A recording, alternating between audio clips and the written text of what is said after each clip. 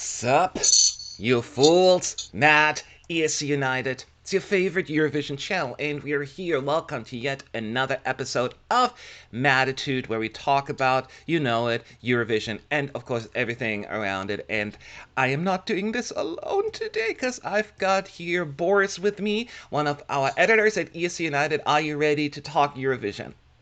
Yeah, of course I am. That's why Yeah, I'm that's here. why we're here. So, and as we all know, there is a lot going on, or there was a lot going on just last night. And thanks to Italy, we couldn't do a live stream right afterwards because, it was 3 in the morning or something like that. And who wants to do a live stream that late? Or for me, it was only in the afternoon. But for you guys, it was an inconvenient time. So we Yeah. figured, let's talk about it now. How did you feel about yesterday? Were you stressed? Did you enjoy yourself, Boris?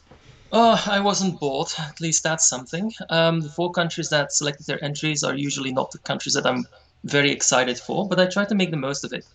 Estonia is one of my favorite countries in Eurovision usually, but I'm not like super hot on them since they picked a new director for their entries. Italy is a country I usually don't bother with. Denmark is a country that normally picks poorly, so I'm not too excited for them. Portugal, I try to make the most out of it because I covered it for our website, and I do think Portugal has sort of it's rather unappreciated with fans, I believe, and I wanted to do it justice with words. Yeah. But Well, as I far love them as all, but no, of course I of have course, favorite and least favorite as well. But it's not even like that. Some shows I find more interesting than others. That whatever song they choose, could be a completely different story. So anyway, so we'll go for this one by one, and then we'll talk about it because that's how we do it. Let's start with the country that finished their national final first, and that is Estonia. And by the way, everyone in the chat, we'll answer your questions, of course, at ESC United, but we do that at the end because we have got like after each segment because we got a lot to go through and to cover. So Estonia, in case you don't know what happened, Istilau, once again, we're finally over. Really good quality, in my view.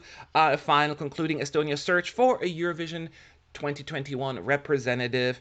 And we do have a winner. Yuko Savista will fly the flag for Estonia in Rotterdam again. and represent the Baltic nation in the contest.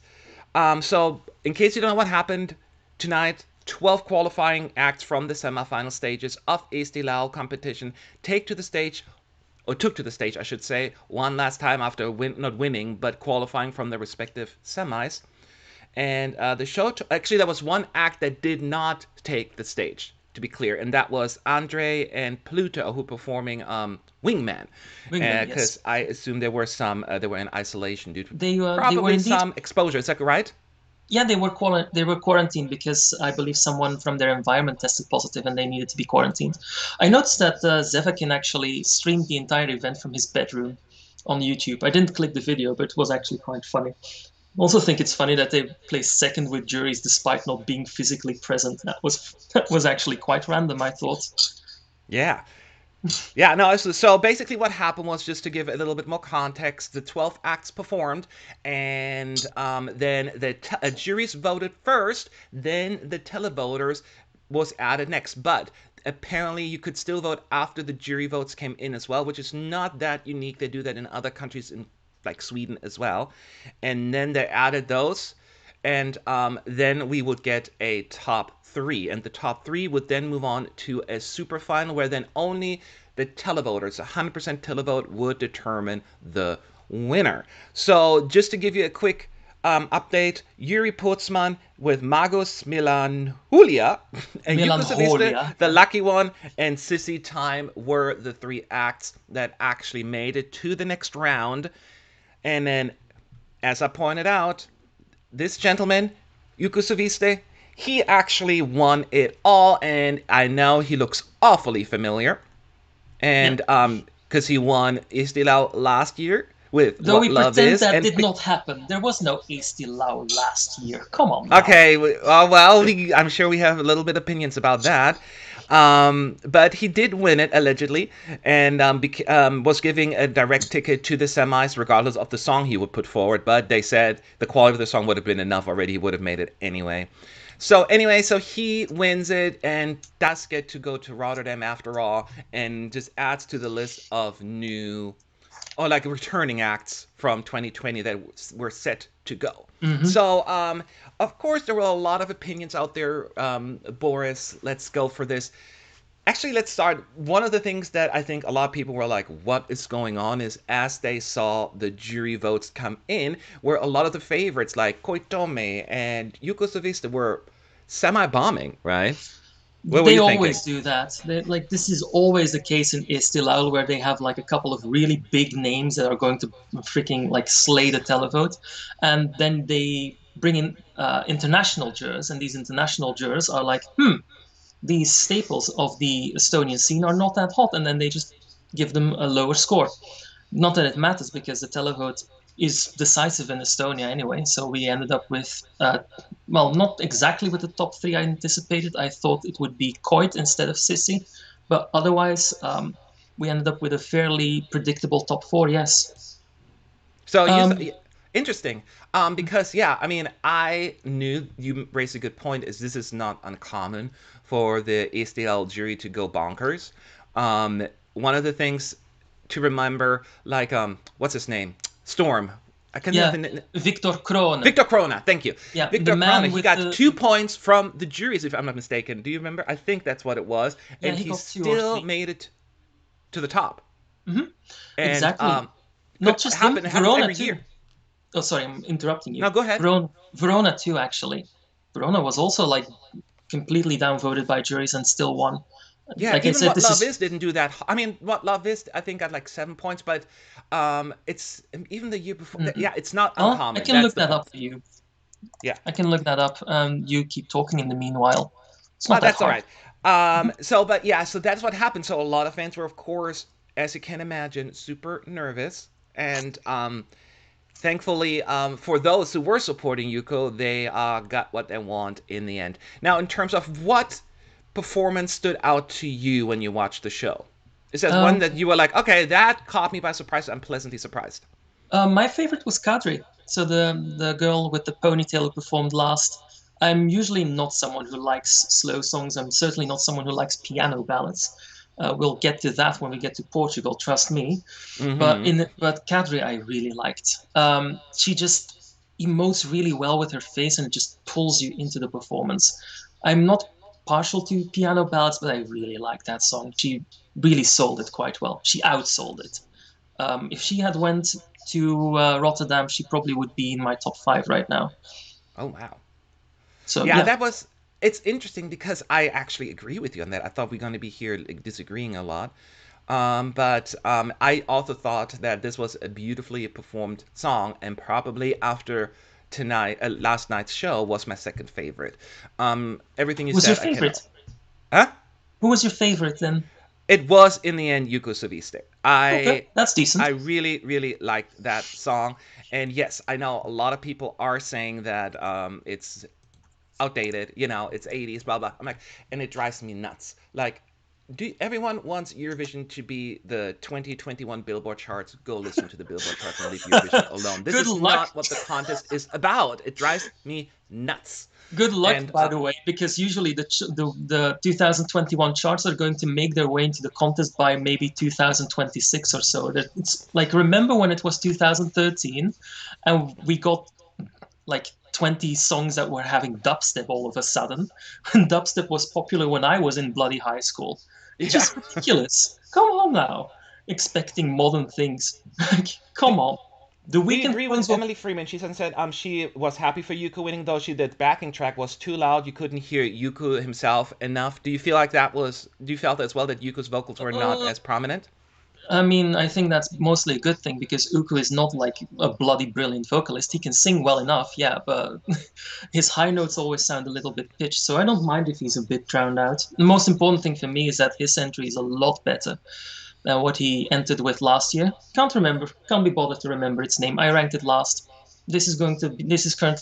What Lucky One is currently in my top 10 for 2021. I'm okay with it. It's nice and dramatic. This is the Uku I like. I'm happy. Yeah, you're happy. Yeah, no, I looked at. So were there any? So you said there were no surprises in the super final because Sisi, she was the one that won the jury vote and then got 3 points from the televote that And gave then her she beat 15 Yuri. points. Yeah, so she got 15 points. Yuko Saviste got 3 points from the jury vote and 12 from the televote, also 15 points. And then Yuri Portsman got 8 and 7. I forgot which one was which. I Also think 15. yes, I believe also he 15. So all yeah. three made got 15, and then Koitome got 14 points, 4 from the juries, 10 from the televote, and then Wingman, similar situation, 10 from the juries, 4 from the televote. So it was Yeah. a big mess. Before I ask you, Boris, before I let you Mhm. go, let me ask you the question because to me the biggest surprise is looking at the voting compared to the juries. I was super surprised that the juries went for Wingmen. That they thought that this Yes, was a I song agree. 10 points. I thought, well, this is clearly going to do well with the televoters and going to flop with the juries, and it seemed almost the opposite. That was the biggest surprise of the night to me. And Koitome not doing as well with the juries. I thought that he has a big name in Estonia. I thought he had a decent shot at the televote, but I thought the juries will eat that up. That did not No, happen. I How do you feel? Which were your surprises? with Coit, I wasn't at all surprised because his ballad is like very dated and old-fashioned, but not of the good kind of dated. So I expected that an international jury would not go that much, would not go for it as hard as Estonia would. So that was not really a surprise. But Wingman, on the other hand, if you had told me that it had gotten 4 and 10, I would have flipped that that result around. Would have expected second in the televote because it got bloody. It got a lot of streams in Estonia, so I'm actually surprised it bombed the televote. But I suppose that's sort of the effect of not being there physically. It would have been very strange if an actor who was not there physically actually won the bloody NF. How would they do a reprise? They can't just be like, okay, well, Wingman has won. Here they are. Here's their semi-final performance again. They couldn't have done that. That would have been so strange. Yeah, it was so. But how do you personally feel about the song that will go to Eurovision for Estonia, Ukusaviste and the Lucky One? Oh, good, bad? Tell Goodish. me. Goodish. I gave it a 7 in the poll on the forum. I like the song. I think it's pretty dramatic, but of the sort of dramatic that we saw in Pretty Little Liar, which I think is a slightly better song than the Lucky One. But this is pretty decent too.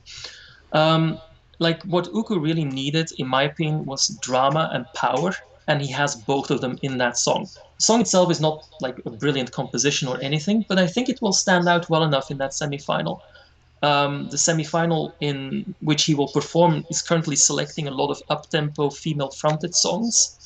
So I think a ballad sung by a man is actually going to stand out a little bit more. So I don't think Estonia are going to do that poorly in the semi at least. They have a really good shot at reaching the finals, and I'm Yeah, quite happy for them. that's good. Now, it was very interesting to me because Estonia often seem. I mean, they don't have like had a few misses, but they also underestimate Estonia a lot. Almost every single year. Yeah, sometimes they don't do well. Verona didn't qualify, but it did quite well in the televote. It was a jury set around it. And Storm, everyone was like, well, this is going to flop big time. Da, da. And yes, it only finished in 20th place in the finals, but still, that's a lot better than a lot of other countries could I have thought said. Victor would not reach the finals because I thought his song was so generic and vanilla. But I guess, if you perform after Kate Miller Heidke and Hattari, then I would absolutely expect I it if know, you're it vanilla could afterward. get a little Like drowning. after when I first saw Zero Gravity on my television, I needed to bloody lie down because I was almost getting a heart attack. And then Hattari performed right after. I was almost relieved that Victor performed right Yeah, after that. And I yeah. think that's also why he qualified and did so well. It was like, we can calm down. This is normalcy again. Oh, But to get yeah. the point is that Estonia songs often people say they're outdated, they're irrelevant, and the same thing was said about last year. And you may have a point, but for some reason there is a reason why they do well in the televote in Estonia, and it often translates at Eurovision as well. So I am agreeing with you and saying I think people may be sleeping a little bit on Yuko Savista's song. Some people, a lot of people like it. They're happy for him because he was set to go last year, so we're all happy that he gets to have a shot at Eurovision. But I think the song was actually quite good. Now I will say that I didn't watch the semis. I only watched the final, and Hmm. I heard all these things about this horrible staging. And I watched the finals. I'm like, oh my god, this is actually really good. But as the appeared that he made significant changes to the semi performance compared to I the like finals. the So I main. was like, I Oh, like what he did, starting with that jump, when he looks like he's actually jumping into the water, and then you see all the water yeah, splashes that's a in the cool back, and effect. then the True. chains come up and he walks through them. It is very dynamic and very visual and very theatrical. I get that, but it absolutely worked. I thought it was a beautifully done staging. And yes, I agree with you. Also, some of the big notes he chickened out on, but I thought it was well executed. Hmm. The main difference between the semi performance and the final performance with Uku was basically that he turned the lights on. Like the staging was incredibly dark in the semi final; you could barely see him. So he turned the lights on, and you could see him, Yes. and that helps you connect with the song a little bit better. That's what he basically needed to do. All the other extra things that he added, like the shot of him falling in the water and then getting a new dress, he didn't need that. He already had that on lock. Yeah. He just needs to So, be careful with yeah. what it will look like in Rotterdam. That's all. How do you, just your gut feeling right now, we don't have all the songs yet, Hmm. the odds for Yuko Savista to qualify? It's not a final prediction for you. I'm not holding you to it. But between high, medium, or low, where do you think Yuko Mm. falls into in terms of like qualification Normally, potential? I divide my qualifiers in five categories: guaranteed qualifiers, likely qualifiers, borderline, unlikely qualifiers, and dead on arrival. Uku is in the likely qualifier tier for me. Likely. I So think, the yeah, so the second highest of the five. So likely, but it's also possible that he doesn't get enough traction and just NQs out. We'll see. yeah. It's not impossible, but I think it's unlikely that Okay, he let's answer doesn't some reach the questions finale. in the chat about Estonia. The first, make sure when you ask questions at ESC United so I can see them. Stephen Kendall is asking, Yuko may have promised qualifying with a ballot because Bulgaria, Albania, Switzerland are probably ahead of him. I What do you agree. think about that? Is that a fair concern? I agree. There are a couple of ballots that are incoming, and they will not all of them will qualify because they're simply competing for the same demographic. So, but I think with Portugal selecting the Black Mamba yesterday, which is also a ballot, I think Uku just gained a little bit of a buffer. Spoiler for when we get to Portugal. So I do think he has a really decent chance. Also, we've never really seen a live performance by John Steers. I've seen a couple like short snippets of it, and he has a tendency of like his face has a tendency of seizuring up. If he does that during the lives, I'm not going to say that Switzerland are going to NQ, but it might not be as sold out just because we liked Répond des Moi all that much. Have to be careful Yeah. with making predictions in that field. But yes, all the belts are going to compete against each other. All the Yeah. like female fronted trash pop is going to compete against each other Right. as well. Not all of them will make it, but that's how it goes. Yep, indeed. Aduantes is saying the voting in the semis and final were pretty much reversed. Kiss Me qualified because of the televote, then got zero in the final, and Sissy wasn't in the jury top four in the semi and then won the final. I thought the whole voting is really odd because you think, okay, the semis may be a little bit of an indicator in terms of where they potentially could end up because we know that four songs go throughout the first round of voting, and then two more will be chosen by the televote, like in the second round. And it was very interesting because the two songs that ended up on top with the juries, both of them had to qualify for the second round of voting in the semi. So I was like, something is off here, especially then with Sissy Oh, getting but I can explain Sissy very yeah. well One second. because the 12 points in I'm sorry, 3 points from the televote initially in the Mhm. finals, and then actually beats Yuri Portsman in the super final in second place. So there was a lot of different kind of stuff going on. That's just my point. But go ahead. What is about Yeah, Sissy that you can well, explain? we can explain Sissy very easily because the juries in the semis are not the same as the juries in the final. True. The finale jury is actually an international one, and jury in the Pole final is actually a domestic one. So in the first semifinal, the Estonians were voting in a jury, and in the finale, it was an international jury. So there were no Estonians involved whatsoever. And of course, people in Estonia have different opinions about what the Estonian entry should be than people outside of Estonia. It's really that simple. As far as Carl killing bombing, I personally thought the first semifinal was really bad.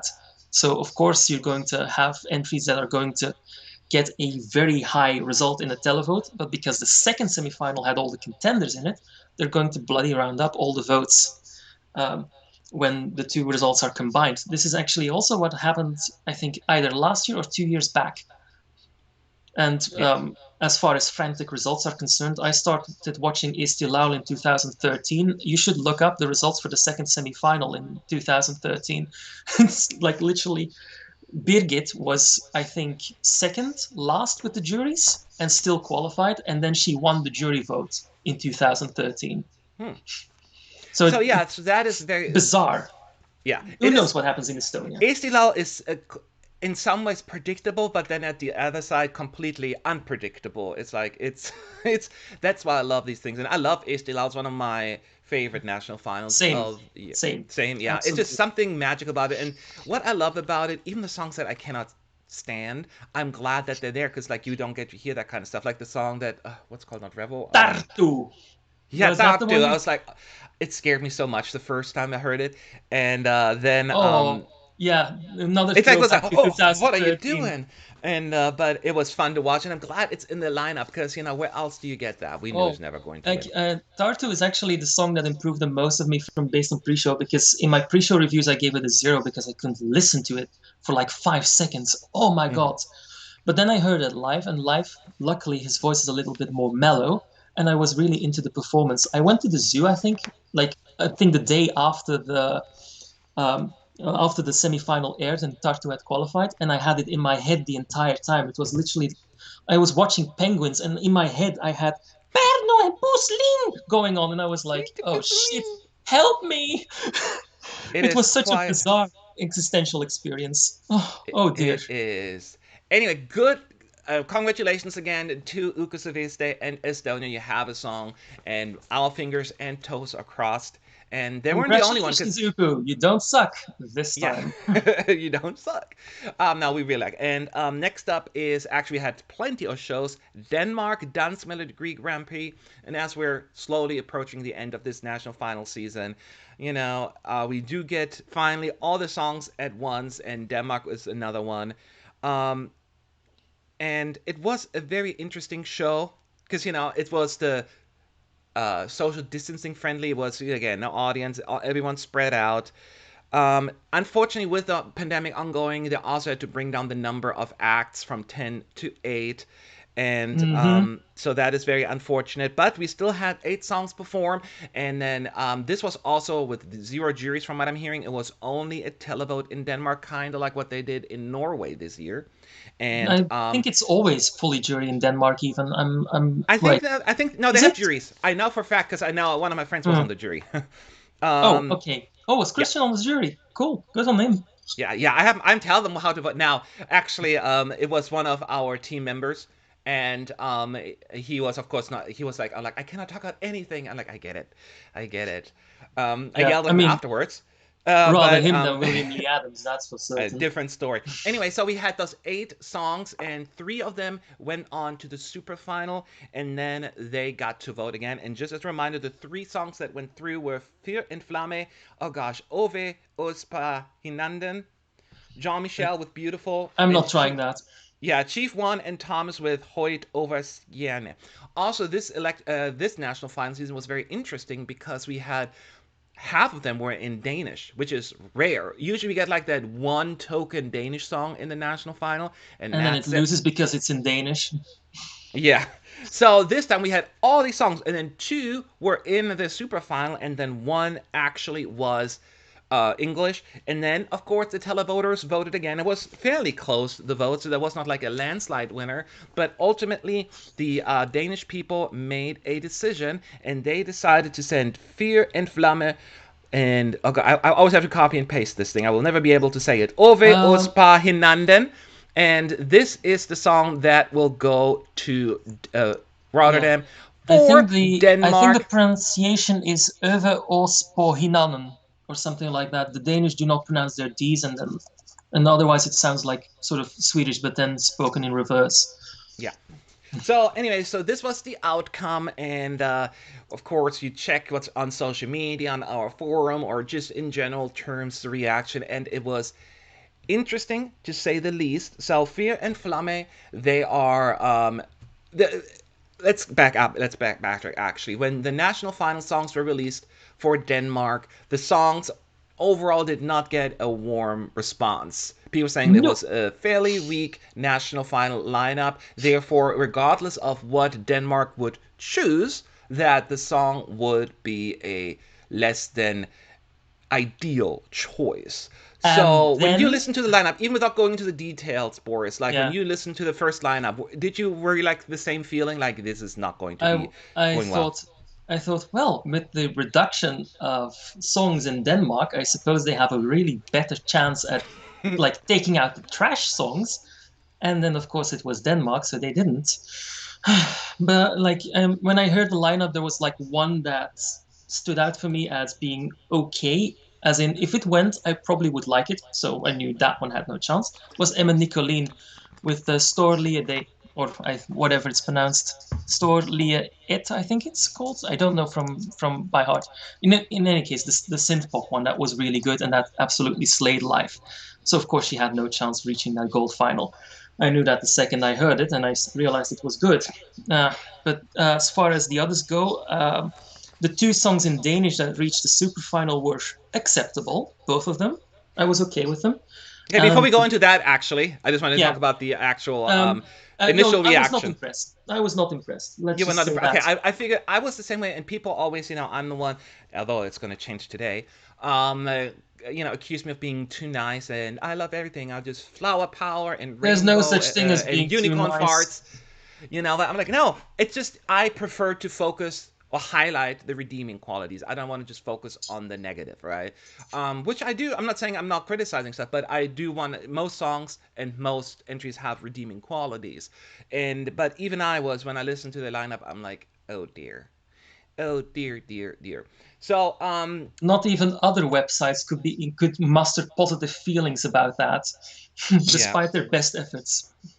it was very disappointing. And what's really disappointing is Ben and Tan, the act that was set to represent Denmark last year with Say Yes, actually submitted a song, and the Danish broadcaster, rejected them flat out. Thank Didn't even God they put them did. on stage. Ooh, did you hear Ironheart? Because you know the song Iron Talks, Little Talks by of Monsters and Men. That was basically what their song was, but really not as good. Yeah. I'll just say it in that way so that I'm not becoming a persona non grata in Denmark. But it was not quite good. It was my friend described it as rotten. I do not disagree with my friend. I thought though that just like any other nation, basically, that in Scandinavia, they at least at the bare minimum gave him a slot in the national final, knowing that they really wanted Even to take Finland part. They didn't didn't. even get to be 1 second. They didn't even get to perform in the national final as an act or anything. They couldn't come to an agreement. They didn't give him a slot. It was to me a little low. I understand that from a legal perspective, or like they're not required to give them a spot. But from a fairness perspective and sportsmanship angle, they should have done that. And the They fact that should they have been didn't makes them given. really look bad. Yeah, on the principle of it all, they should have been given a slot, I guess. But like on the principle of it all, they also should have submitted a good song. So yes, I agree with DR for not selecting them. Thank you very much.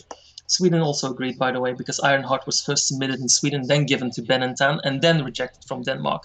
I'm pretty sure Belarus would have fished it up somewhere, I guess, where it belongs. For the rest, I'm really not that bothered. As far as Denmark is concerned, we averted a crisis because Ben and Tan absolutely would have won, and they would have been second last on my list if they had. So Really? as far as I'm Yeah, concerned, I like that song prices are actually. worth it. Out of all the songs that were in the national final, I thought Ben and Tan's song was better than anything that was in the running. But let's focus on the actual winner, which was Fear in Flamme over Os par Hinanden and Boris. This is the first time that we Yes. have a song in Danish since the introduction of the abolishment, I should say, of the language rule, which was in 1999.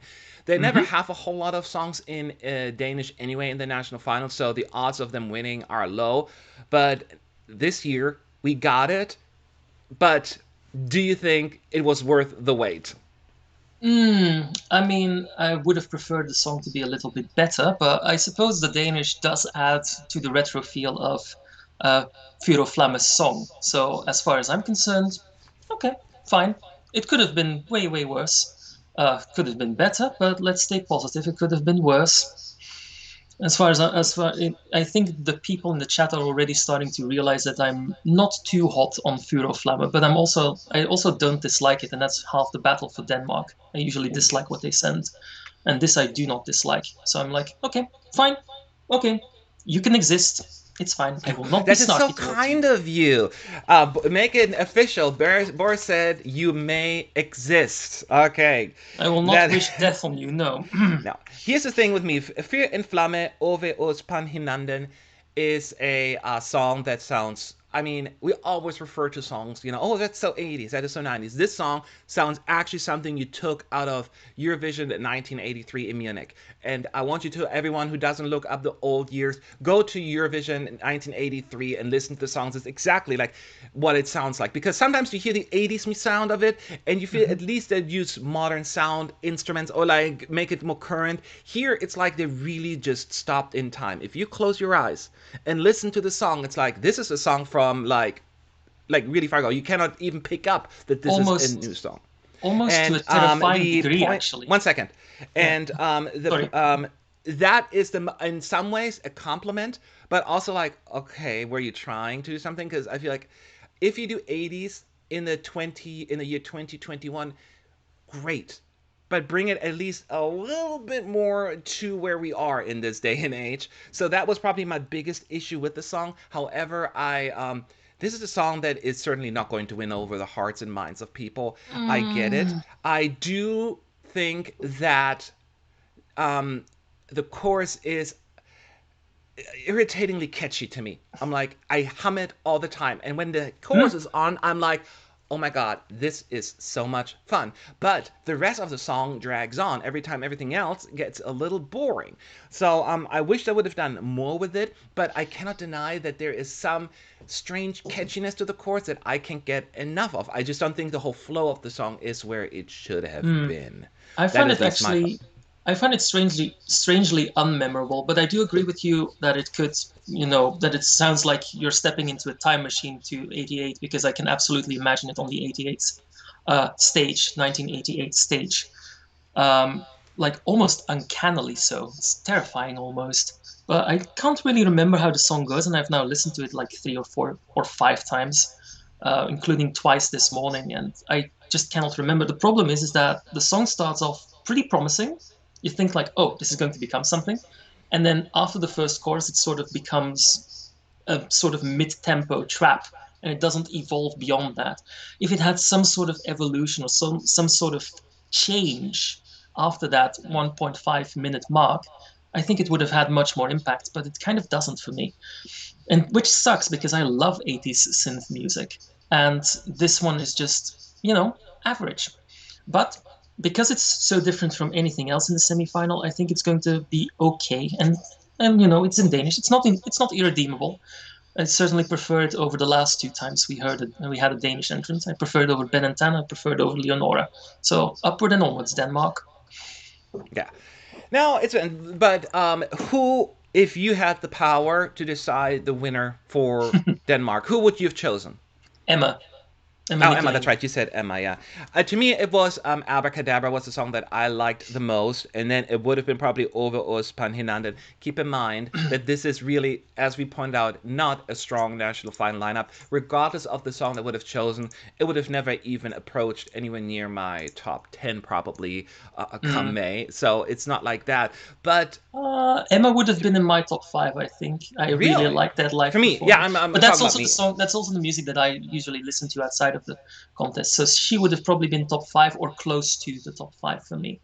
The others, I can look up on my list because I'm in like a spreadsheet with people from my Discord server.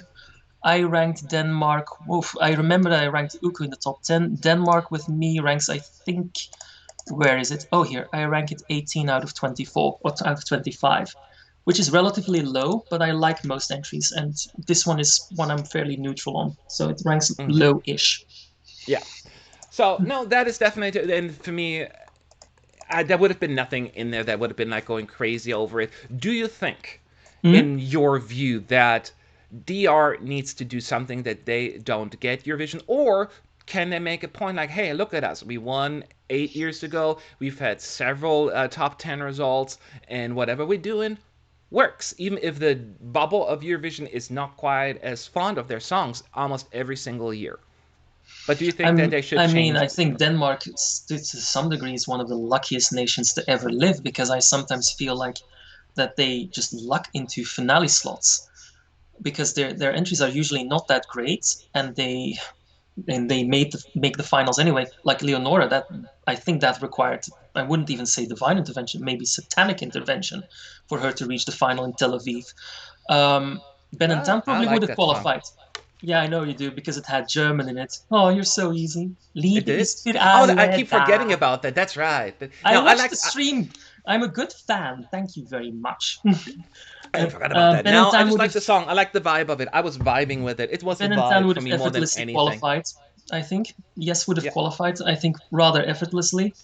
But for the rest, like Denmark, usually just pick things that are very basic, and basic can help you reach the final, but it's never going to help you win unless it's a year with no contenders in which people just vote for the lowest common denominator, which I assume is how only Teardrops won, which was actually quite decent in Yeah. itself as a song. But Yeah. the changes that Denmark need to do is they need to be more daring. This was a step in the right direction, but also not exactly the right direction. Switching to Danish is not the change that they need. They need to change into like more modern sounding songs and songs that are less lame and less average. They need to Yeah. be a little bit more critical in the songs that they select. Although with them rejecting Ironheart, which I thought was horrible, they actually are showing that. So maybe they just need to work on their reputation so that songwriters, good songwriters, are actually going to be willing to submit their songs for Denmark in the first place. But if I look at this Danish Melody Grand Prix and last year's, because last year's had a couple of really good songs too, it's going up. It's just not going as fast as I wanted to, but it's going up. So Okay. Yeah, no, we'll see. I mean, I they have to I keep it up. love Denmark. I love going to Denmark, and to me, they're hit or miss. Rasmussen was a great song, Yeah, and the song they absolutely. have good songs. Sometimes they just seem to be a little bit on the safe side, and they had a few non-qualifications. So I think that I wish they would take more risks. That was my chance to do something a little different because it is true, probably the most vanilla national final there is, and that is unfortunate. Some questions coming in now. Make sure if you have them at ESC United in the chat. Um, People are saying guilty pleasure for the over 50 set. Okay, that is true. One thing we need to remember, that Mm-hmm. comment, Boris, they're not just 20 and 30 something watching this. They're people 50, 60 watching the contest. And that kind of music, like the winning song in Denmark, could have an impact, right? We need to, because the Eurovision bubble doesn't necessarily always represent No, what will work at certainly not. Eurovision. No, it certainly doesn't always represent the people who watch because the majority of the people who watch are casuals and they do not discuss the contest online. Most of them are also like in their 40s and 50s, parents basically, housewives. It's kind of hard to gauge what they all think. Of course, you can try to do that, but that will always result in failure. If you get it Yeah. right, it will basically be like a coin flip. But as far as Denmark is concerned, I think they're okay in terms of qualification rate. It's, I think, distinct enough from the rest that they Yeah. might have a chance. Yeah, We'll Christian. see. Well, Christian's asking, do you think that Denmark actually has a chance to qualify? Do you true? I am Mm, a little bit on the pessimistic side on this one.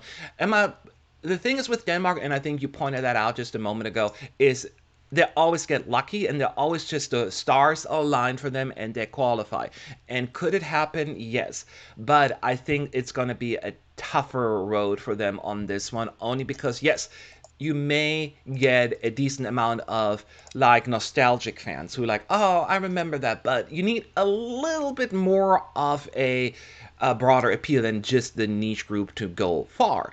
So I think Denmark will struggle. I have to withhold final judgment until we know all of the songs.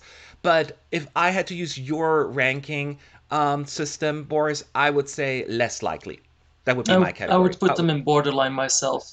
It's really hard to gauge because yeah, it's in Danish and it's not going to reach out to that many people, but it also makes it distinct and unique.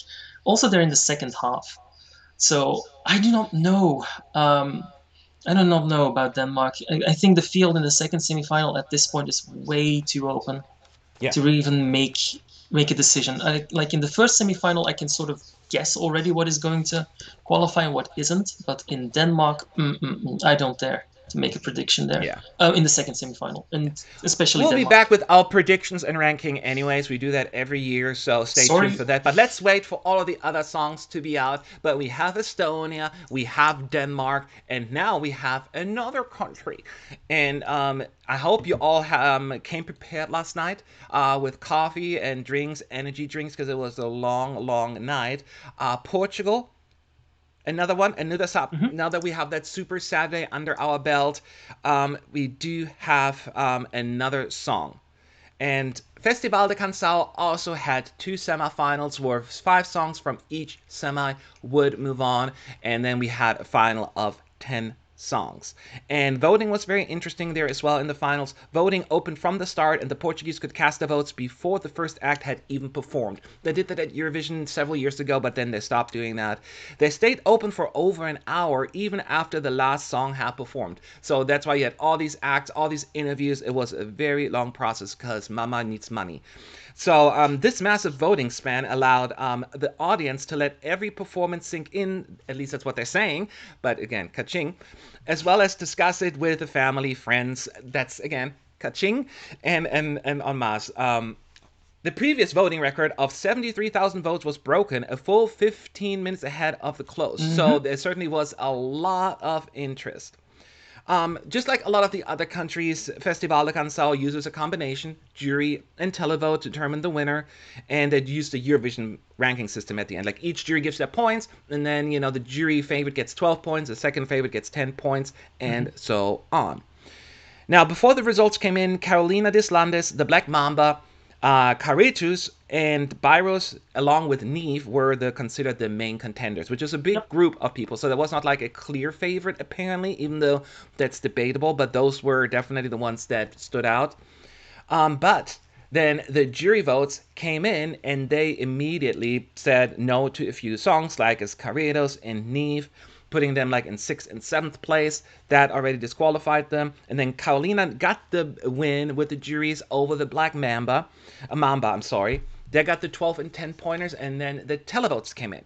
The televotes had some different opinions, to say the least. Neve won the televote. People believe he won it by a landslide, actually, but they can, there's still going to be a 10-pointer, which was then the Black Mamba. And the Black Mamba, once you combine all the points, had the most actually tied with Carolina, but since he got more points from the televote, the Black Mamba wins the national final, wins Festival de Canção, therefore is going to represent Portugal at the Eurovision Song Contest 21 in Rotterdam. So we had to use a tiebreaker, and the results, I'll go first on this one, Boris, were very, very interesting because Hmm. everyone said that Neve is not going to win because he sings in English, right? And the And what juries will happened? not Our allow song. that to happen. They're going to be traditional. They want a Portuguese song. Sure enough, they put the Black Mamba sing in English in second place. So it's not that they didn't. Uh, we all probably looked at the wrong song. It wasn't the Neve song that was going to flop with the juries, or flop in a loose terms. But it was the Black Mamba that got really the push, which was a big surprise to me with the juries. How did you feel about the jury ranking? Was there a big surprise to you? No, I've tried. I've stopped trying to discern the logic behind voting in Festival do Canção like ages ago because it never makes sense to me. Like the songs that I like in Festival do Canção always bomb out completely, and the songs I dislike in Festival do Canção always place highly. And that wasn't different in this year. I didn't really care for the top three, but I thought the show was nice, and I do not dislike the winner, so fine with me. As far as selecting a song in English goes, yeah, I didn't see that coming either, but I suppose it makes sense that a televoter would care less for that. The jurors in Festival do Canção are very traditionalist, so going for Carolina Deslandes makes sense. But the televote going for Neve also kind of makes sense because it's an entry that had some televoting appeal. And going for the Black Mamba, I think Black Mamba was probably objectively the best vocalist of the night, or they had the best vocalist of the night. So it also made sense that they were in the top three, like traditionalist entry, televote friendly ballad, and best vocalist of the night. So it makes sense that that was the exact top three we got, as Okay, far as that's I'm interesting. concerned. Yeah. So, who would you have chosen if you had the power to make it the sole ruler in Portugal? Which song Hmm. would you have chosen? Let me think about that because I'm not entirely certain. That's okay. As If you far don't as the think about finale it, goes, I'll give you a second to think okay, about it, sure. because I, of course, did my reaction videos, and I was definitely watching Festival de Canção religiously, and I enjoyed the show. And ultimately, you have to decide, accept the results. And once again, I'm going back to the whole Matt loves everything, blah blah blah. Well, today is going to be a day of diff change, and when it came out, I was like, well, you wanted a song that I don't like. Here you have Portugal. And it sucked so bad. It sucked so bad because Portugal had one of my favorite songs of all time in 2017. And now for 2 years in a row, Portugal is bombing completely with me. Unfortunately, I cannot access the Oh, Mamba's Love is on my side at all. His voice oh, has that Macy Gray quality to it that I just can't. I was like, please clear your throat, cough. And I know a lot of people like it, but to me, it's not. It doesn't jive. And the song is so repetitive, and people make the case. love Yes, it's a is unique on sound. my side. It's a unique sound. It's different, but so is me farting into a microphone. So it's just not really a good statement to make. Like, it's different. So what? It's, to me, it's the weakest song that Portugal has sent in a very long time, and I'm very sad because I really wanted to like it. And it's such a dramatic difference for me because Portugal could have been my number one this year, and now is almost the exact opposite. But that's just how national finals go. So I was kind of like, oh man, that was a tough one to watch, because I'm like, you could have been really, really my favorite Portugal this year, and it didn't happen. But one thing I learned about Eurovision is that the songs that didn't make it to Eurovision, they still exist. You get to listen to it for the rest of your life, and it's only, for the next 3 months, the other song will get more attention. After that, it's whatever. So I am happy that My Neve is still has a song, and it's the most emotional song that I've listened to all year. And I'm Mm-hmm. glad that the televoters in Portugal got it, and I am sad. And if they would have chosen Carolina or Caritas, there were so many other good songs in the running. It's just they really chose the song where I just like, I guess I just don't see the appeal. And so I'm very disappointed by the outcome, but I still wish Portugal the best of luck, of course, because, it's just me, one opinion. But Mm-hmm. had you had a chance to look at yours, which one you were Yes. rooting for? I mean, of those that made the finals, or of those that didn't qualify for the finals at all, because I have a couple of favorites that didn't make the finals, specifically in the second semifinal. I liked Ana Teresa and Graciela a lot. And of the finalists, I was mostly pulling for Euclides and for Joana Alegre. Yeah. I thought those entries were quite lovely. Of the top three, I probably would have preferred Carolina Deslandes. If you're going to be boring or going to give me a song that I don't care for, at least be Portugal flavored. Yeah, no, that one was my second favorite probably. It was the biggest grower for me as well because it really was like a beautiful performance live, and I totally got it. So I would have been cool with that one as well. But it is what it is. There's still, you can't like all of them, and it's fine. And I was kind of like, oh man, bummed. You know how it is. We had a little conversation about Norway a little while ago. Sometimes you get really excited about a song, and then it doesn't go far, and you kind of like need to step away for a minute, because in the end, it's not the end of the world. But that is how I felt about it as well. I mean, Let's Go not ahead. every country is going to select an entry you like. That's just how it is. Exactly. And that's why some Like people stop watching national I finals. I'm still like, I like the get it. majority. The majority is still good. Like, Yeah. doesn't I matter. mean, you can make the case, well, it didn't win the televote, blah, blah, blah. The people wanted something else. But I'm like, it's just a system setup. Some countries have a national selection. Some people give a lot of power to the juries, like Albania. Some do it equal. Some do it like they give more power to the televoters. It's just how it is. The EBU couldn't It's care less about how they select a song. They could just go somewhere and be like, like they did in the Eurovision movie. Pick a song for like randomly. I If actually that's how didn't the watch the broadcaster wants to Eurovision do it, movie. the Whoops. EBU doesn't care. I So mean, that's it's just what it is. Let's see some questions here okay. in the chat. Angie P saying, I was afraid Neve would lose because Portugal would pick a song in Portuguese, but instead they picked the worst song out of the only two songs in English. Sad for him, would be in my top five. Angie is on my side here, so that is wonderful that I'm not the only one. Portugal definitely was on my side here. Yeah, I'm going to be silent. Neve was not something I liked at all, and I think you know that too because I was very vocal about it on the forum as well. Well, Whoops. you cannot say I'll be silent about it because I didn't like it, so you kind of deleted the whole "I'm going to be silent" I part. know. But I'm sneaky like that. you know, But I'm it's not going to be snarky I don't about want to be Neve. Like mean, he's but a talented musician. I just didn't like his song. now it touched my heart so much. The lyrically, it was so touching, beautifully performed. I loved it. Carolina in the hoodie with the hood up, representing how I felt watching the intermission. Also, what was her outfit? So Carolina had a very interesting outfit, Yeah, probably that is not necessarily like I took stage note of ready. all of everyone's fashion, and I thought when I saw Caroline, I thought, well, at least it does stand out. But like, it was basically a bridesmaid's gown, and on top of that, she was wearing like a huge gray sweater that was also oversized and was like to her knees. It was a look. Let's just say that we're not going to judge. No, a little bit maybe. It Yeah, was a look for certain. it Yes. was. I didn't see the interval acts because I had to switch back and forth between shows and record and all of that stuff. Did you watch any? Did you pay attention to the interval acts? There was like there was a montage of traditional Portuguese music somewhere near the middle of the show that I found quite lovely.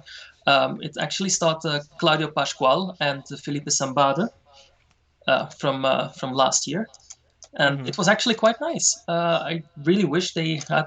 It was. I really wish the show had more of those interval acts because they were quite lovely. Elisa was also there with Medo de Sentir, and it was also quite nice. Like in Yeah, terms of interval acts, I have no complaints with Portugal. They really do know how to make an entertaining show. It's just that there's just so many of them. they're like me. They So just well, cannot stop talking. It's I basically know. like watching like an entire evening of myself.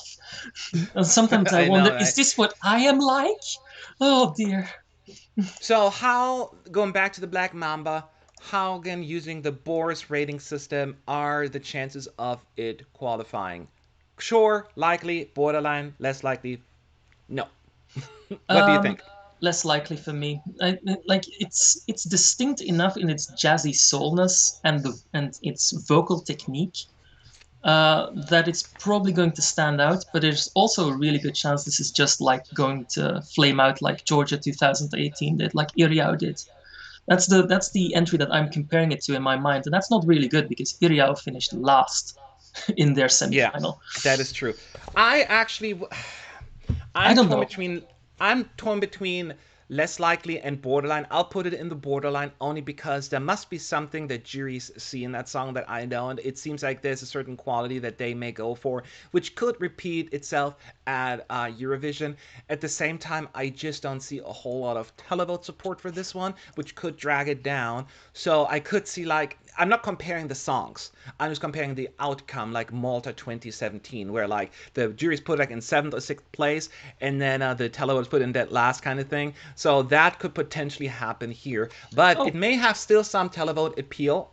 oh, It's hard for me to really grab that thinking. So I will put it as a borderline qualifier, even though I see I a don't. pretty good comparison from Stephen Kendall in our comments. Carousel. Yes, I agree.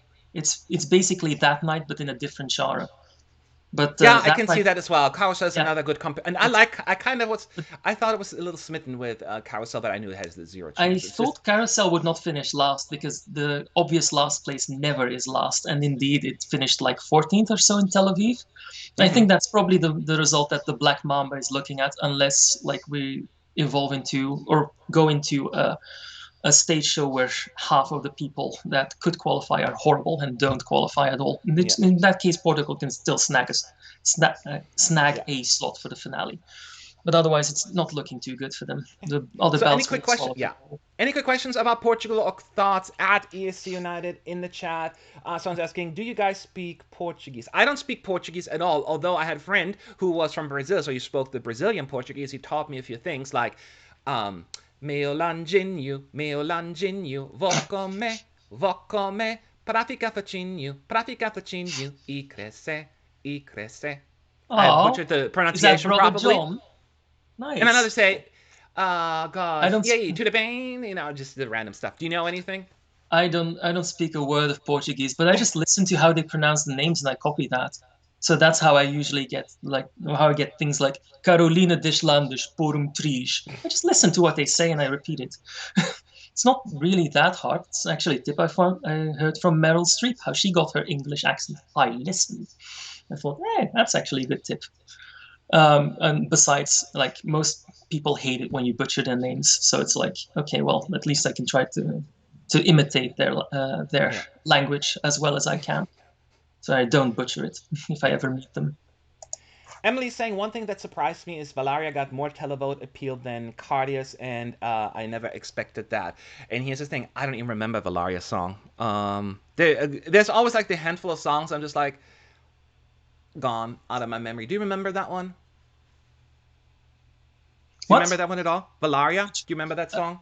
Valeria. Valeria? I don't Yeah. remember that song. Oh yeah, the like dramatic Saudade ballad. Yeah, that wasn't. I like that one. I didn't really care for it in the first heat, but then I heard it again in the finale, and I thought, yeah, this is actually quite good. Personally, I would have preferred it over any of the top three, and I think it would have, well, probably not qualified, but it would have stood out a bit more. I Yeah. think everyone loves a dramatic woman in like a huge custard-colored dress. It's always Who up. It's doesn't? I always nice. know. I get it. We cannot resist it. It's in our DNA. Yeah. So that is Portugal in a nutshell. We'll find out more and we'll give you more information on how the team feels, our predictions, and just how the song's gonna, do compared to its competitors. We had another show because it was action-packed day, and that was the show that ended like what at 2:30 in the morning or something like that, Central European time, and that is Italy San Remo. Now keep in mind, San Remo is not your average national final show. It's actually not even technically a national final. It is its own separate standalone thing. As a matter of fact, Eurovision was loosely modeled after the Sanremo Mm-hmm. event, which has been around longer than Eurovision. So this festival does not exist because of Eurovision. It just Eurovision kind of exists not because of it, but certainly was very much inspired in terms of the system being used. You So can. Oh, they have that every year with or without Eurovision, because Italy wasn't in the running for God knows how many years. So they have it. It's an all week thing. They have 5 shows, right, Boris? 5? four, I think. I don't know. Four, four, I and the actually final didn't show, watch right? San Remo, so I don't know by heart. But I believe it's four live shows. Four. Uh, So that's the point. So they all performed in the first night, the first half, and then the second night, the second half, and then each night there is a specific group, like the press jury voting in one night, and then the other, and all of them being like Oh, it's added 5 shows. together. And during that process, it seems as Erma Meta un millionaire di cosa da dirti, again, I don't speak Italian, is the clear favorite, finishing in first place basically with every single group. And then at the very last night, all acts that were in the running get to perform. So eliminations, all 26 acts were actually performing. And then out of those many, many acts, three would then move on to the super final, where then they get to vote again, and all the groups, the three groups would vote, and then we would have a winner. The three acts were actually, as I pointed out, Emma Mata, and then Francesca Michilin, and Fidesz with Francesca Michielin. She yeah, with represented Chiami in Mi per 2015. Nome, and she represented Italy in 2016 actually, Yep. and then Maneskin with CTE Buoni. So those were the three songs that ended up in the running, and then ultimately, once the results came in, we had a winner, Maneskin CTE Buoni, and that means this song. And actually, let me backtrack here real quick. We didn't know if this one were to represent the Italy at Eurovision, because the winner of Sanremo is only being given the option, like the to represent their country. They could say no, apparently, but the band made clear early on that they really wanted to go. So it was just a matter of the official announcement. So we kind of knew it, and sure enough, they did announce they were going, and now we know for sure that this will be the song for Italy at Eurovision 2021. So this is the Hooray! current situation. Go ahead. Hmm. No, I thought you I were was saying just something. saying. I was just interjecting. Hooray! We Yes. have an entry from Italy on the day after. The So concept of it all. yeah. So I know, Boris, you watch like 15 different shows, but Italy, that was the one you couldn't watch, and I totally understand that. I didn't watch. I watched parts of it, and then I watched it afterwards to kind of catch up on it. Um, so the winning song. Let's talk about it. Maneskin CTE Buoni. What are your Hmm. thoughts? I like it. It's not usually the type of song I go for. I think the instrumentation is, and especially the electric guitar, is a little bit too scratchy in terms of the sound effect that it gives sometimes. But do I do like the energy exuded by the main lead singer in Måneskin. He manages to have such a rawness, such an unapologetic rocktitude that I just find very attractive in terms of just his song and performance style. So I can absolutely understand why the Italians went for it. It kicks ass. I'm not like super taken by it, but I definitely think it has it brings a certain energy that no one else has brought so far. So I'm very happy with this choice in Italy. It's quite nice. Good Interesting, job. yeah. Yeah, I'm not going to go into too much detail about the song, because those who follow me on social media and anywhere else know my feelings about the song, and I feel really bad because it really seems like it's the most negative live stream I've ever had. But you know that Aw. this is because not because of you, Boris, but because it just yesterday was not, for the most part, a good night for me in terms of music. Italy seems to be going well with people. It is going beyond past me. I Yeah. oh gosh, let's just say I really don't like it. Let Let's me put it be the that way. positive for one. I'll I try. really don't like it, and it's noisy to me. I point call like it's 80s garage band, and I always think of the sound like I grew up in a very small town, like 5 to 6,000 people, and my school was really small, and they had their own little band, and they had a better sound than that to me. Like it's just really everything about it rubbed me the wrong way. So For a unfortunately, second, I thought, here comes the childhood trauma of all the it's like I'm awful garage traumatized band by music. it. But it's and it's sad because everyone knows Italy, my favorite country at Eurovision since I returned. Basically, probably my favorite twice. My in my top three like 3 or 4 times. So I love Italy, and yes, they went with something different, and I do appreciate. People know me. I love me some good rock, but this is just I can't. And it's unfortunate Um, because I was like, I don't. Yesterday was such a hard night for me. I was like, wow, for weeks, everyone is telling Matt you cheer up every song, and now I'm just like, mm, not anymore. well, But that I just comes mean, down to personal taste. People clearly, a lot of people like it. I will just unfortunately not be on that team, but I we'll see how it's gonna plan out at Eurovision. Pan out. I don't know. Um, Mm. do you, I know you only listen to the top four, right? Only the top three. I'm not sure where La Representante de Lista actually finished, but some of my friends liked it and they showed it to me. But I've heard that one and then the three entries that were in the super final, so to Mm-hmm. speak. Of those four entries, I probably would have preferred Amare actually over the other three, but not by a large margin.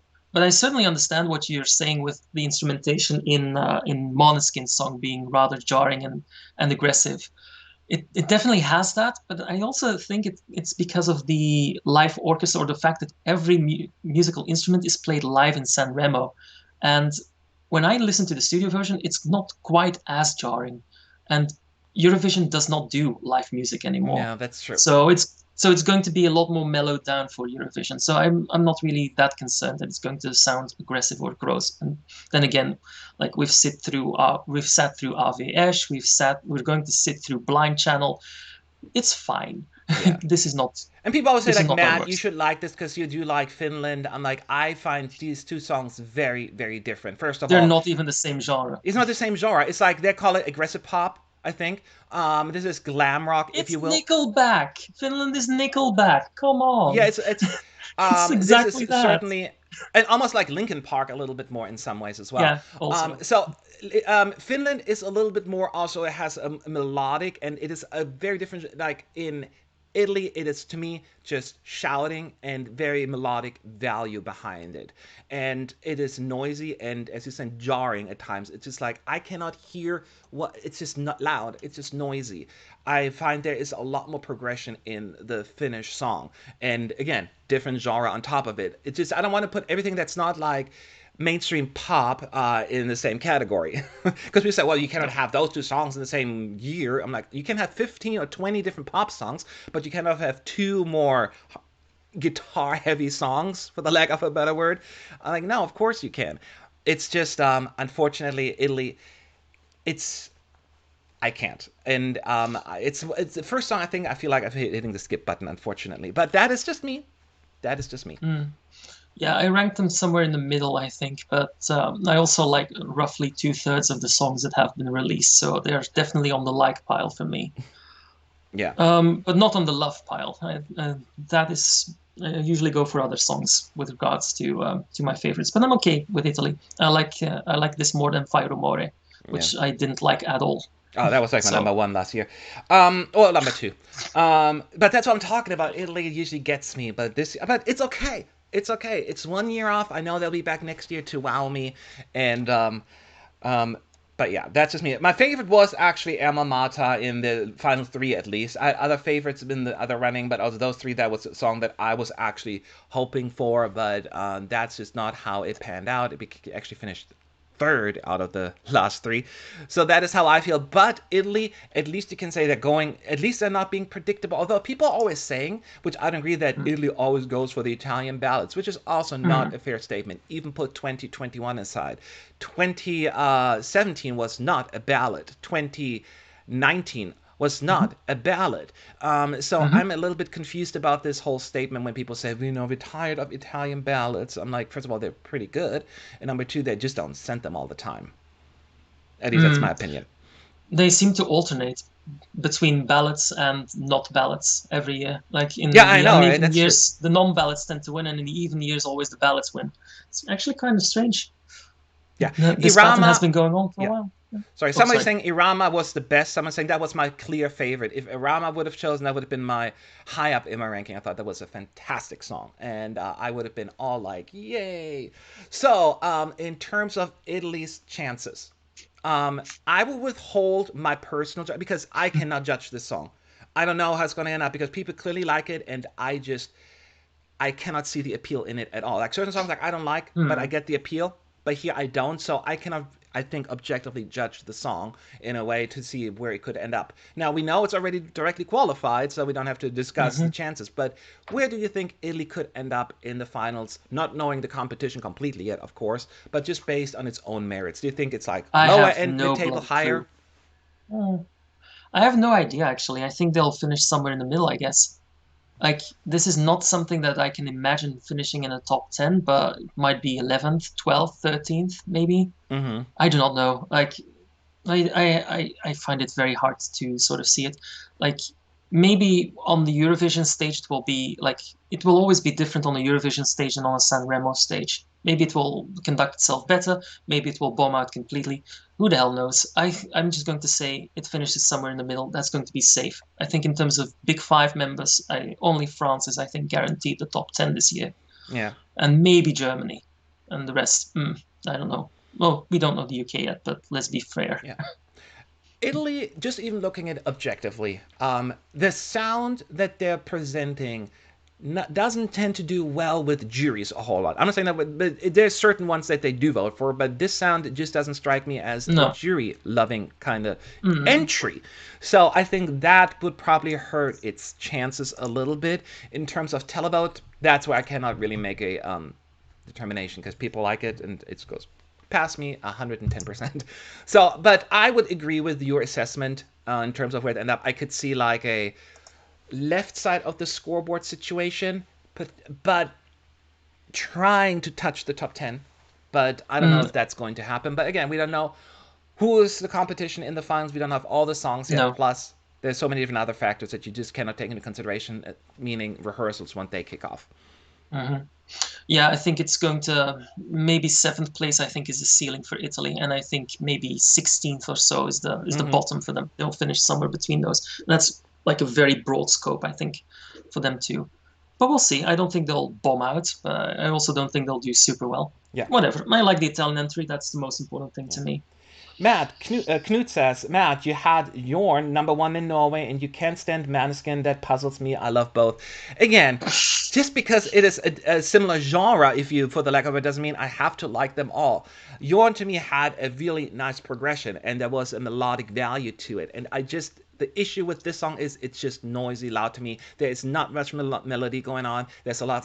I don't like talky songs for the most part. Like when you talk Mhm. shouty, I like melodies. And if there is not a proper melody, I struggle. I struggle hard. And that is my issue here. So you can have even a garage band sound that I will like if it just has the pieces that I need for me to access it, and I just cannot access the Italian song, and that is the issue at Also, hand. also, let's be fair. Jorn's Faith, Bloody Faith was basically Schlager. Yeah, It was basically Schlager with electrical guitars. But then again, Schlager and metal are actually two very similar genres. They just use completely different instruments. So, like, it makes sense that a Jorn would appeal to more people than a Måneskin would, or to a different sort of audience, because the entire structure of the song is completely different. Fate Bloody Fate is basically Schlager, and well, City Buoni is basically punk rock. So they're completely different. yeah. No, it's very different. And any questions about Italy at ESC United in the chat to me or Boris, or your thoughts on the song? And I know apparently I'm in the minority, and it was really weird because I listened to the song. I'm like, well, I don't know, this was probably just an oopsie by Italy, and people will become like, whatever. And yet it is super popular. I'm sure Boris, it happened to you. It happens to Hmm? everyone in the chat. There is that time where it's a super fan favorite, and it goes right past you. I'm sure that happened to you. I guess it's just happening with me with Italy. Not quite actually, because for me, every single song that's like popular with the fans currently, I can understand why it is popular, No, even if I not this don't year. I'm care talking for in it general myself. terms. And like sometimes there Oh, is this. yeah, but I'm trying to rack my brain whether there is like one of them in recent memory where I thought like meh, but I just end up with Diodato and Fai Rumore. Whoops, which I know is like I'm not going to stir the viper's nest in that regard. I don't. No, not today, not today, Yeah. No, and that's not fine. ever. That's just Italy to me.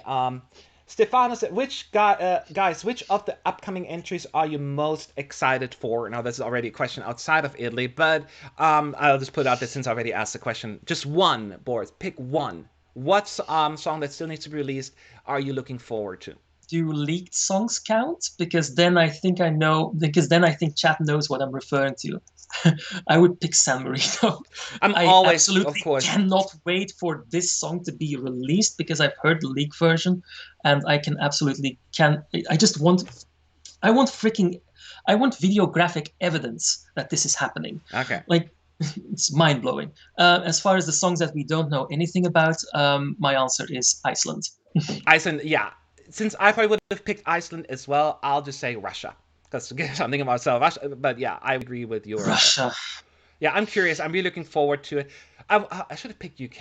Anyway, I'm doing exactly what I told you not to do. Pick multiple. So that was my answer. I'm like breaking my It's own okay. rules. You're the boss. You can do whatever the Oh, hell you that's true. want. I'm gonna give 20 of I'm, them then. I'm, No, I'm just a peon in your service. yeah.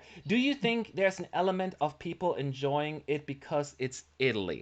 Do you think Matt Manskin has, because Italy has become like this favorite of Eurovision fans, do you think the fact that the song that Italy has chosen is so popular because it's Italy, and if this would have been Slovenia, people would have poo-pooed on it? What do you think? I don't think so. I No, I do. You do? Oh, sorry. I don't For think so. Maybe there is some of it, but in the end, most people, I mean, at Eurovision specifically, people won't care if it's Italy or not, right? They'll No. just vote for it.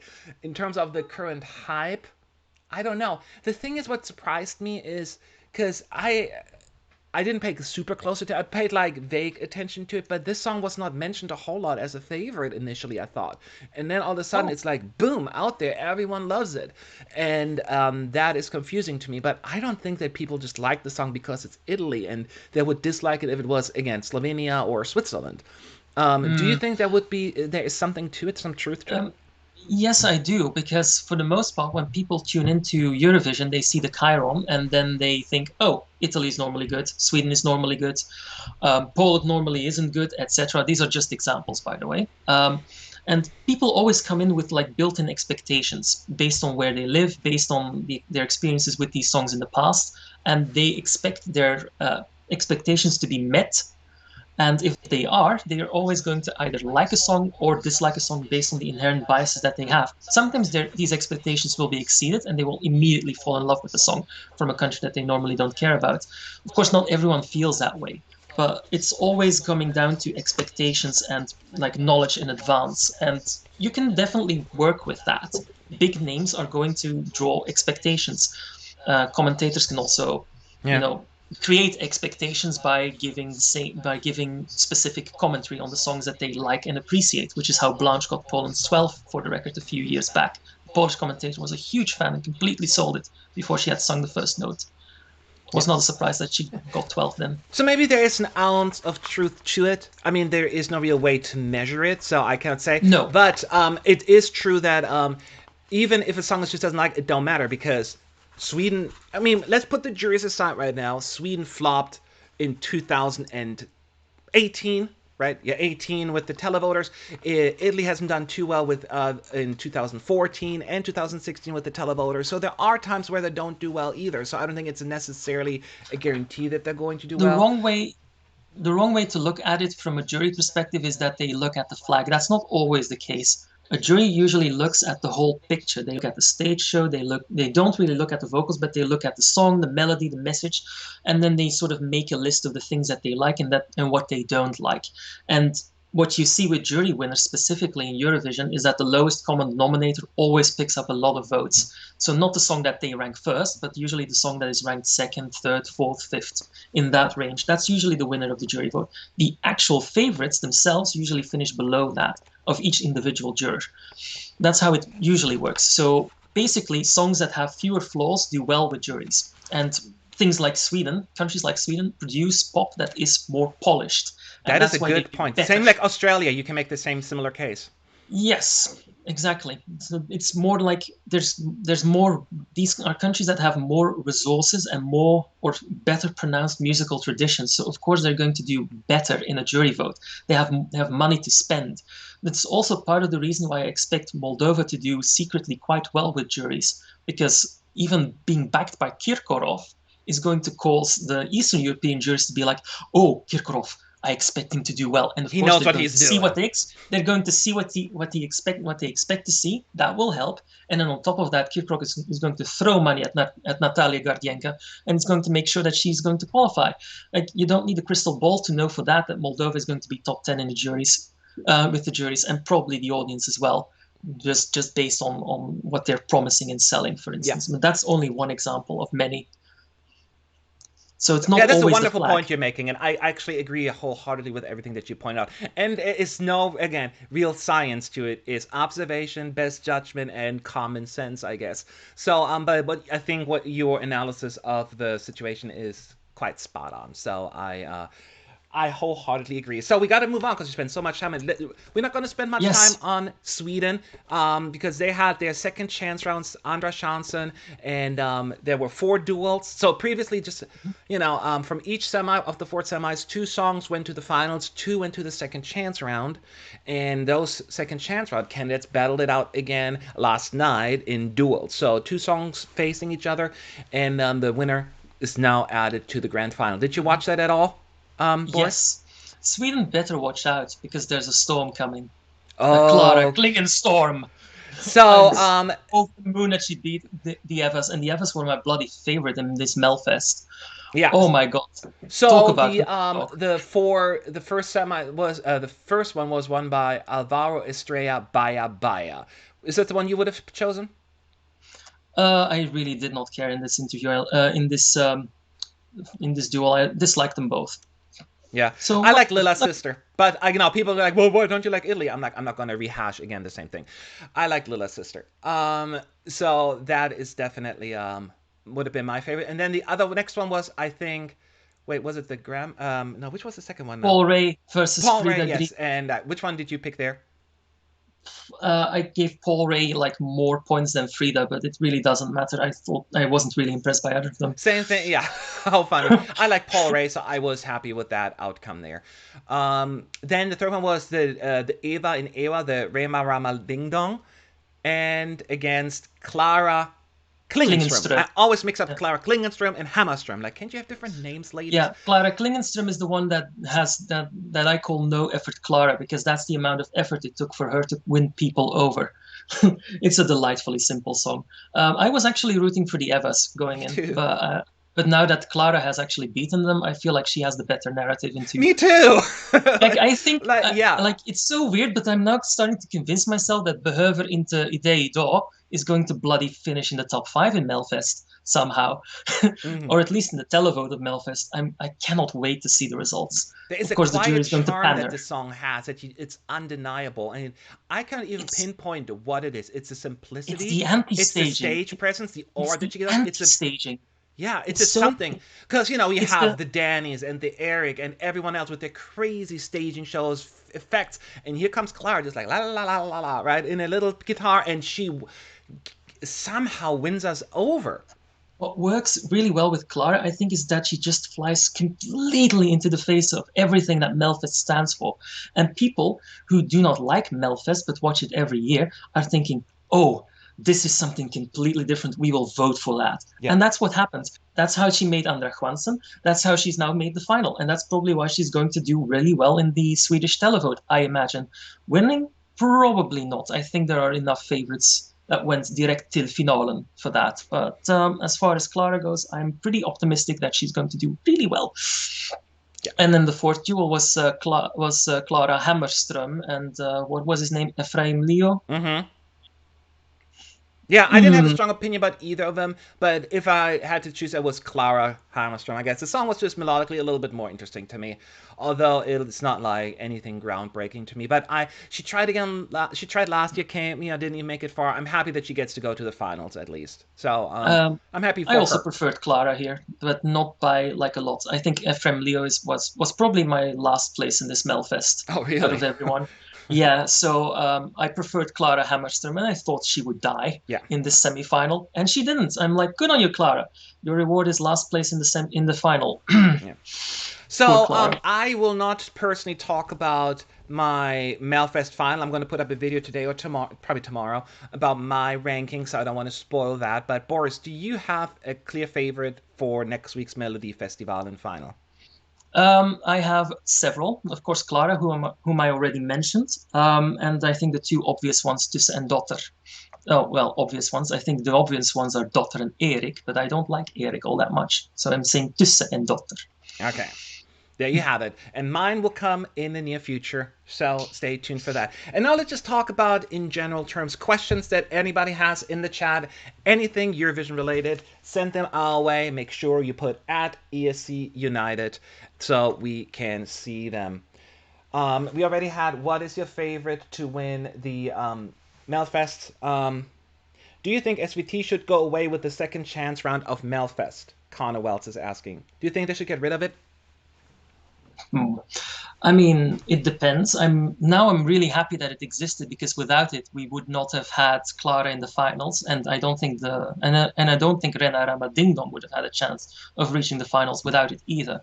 So, as far as I'm concerned, it seems a bit pointless, but sure, let them have it. It's fine. Yeah, I don't like the system that they use, the dual thing. Just have them all 8 perform, and then just have it a similar setup. Otherwise, the production team has so much influence on who battles who and increases someone's odds to make it. They already have so much influence on it, so I hate the dual system. It's so in your face, like, we gonna decide.